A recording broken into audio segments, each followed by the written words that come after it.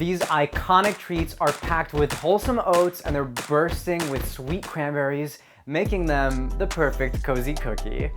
Hi y'all, welcome to Cozymeal Studios where the vibes are immaculate and the food is just delicious. My name is Yanni and today we're making oatmeal cranberry cookies. Before we begin, I need you to do me a little favor. Don't forget to hit the like button, hit subscribe, and tap on that little notification bell. Let's get into it. In a medium bowl, combine the whole wheat pastry flour, almond flour, baking soda, baking powder, and salt.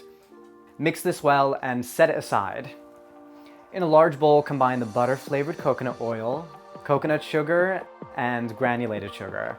Now, I like using coconut sugar because it adds a lovely caramel flavor profile.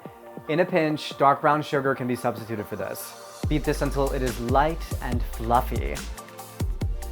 Stir in the egg, almond milk, and vanilla extract until it's combined. Now stir in the flour mixture and mix this until it's combined. Add the whole oats and dried cranberries.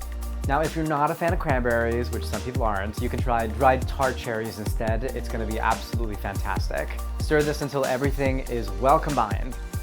Roll a heaping tablespoon of dough into a ball and place it on the prepared sheet pan. Separate each ball of dough by 1 inch to allow room for them to spread.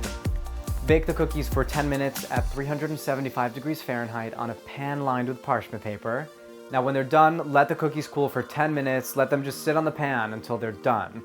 Then you can remove them with a spatula. Serve these warm or at room temperature. And that was it. It is so easy.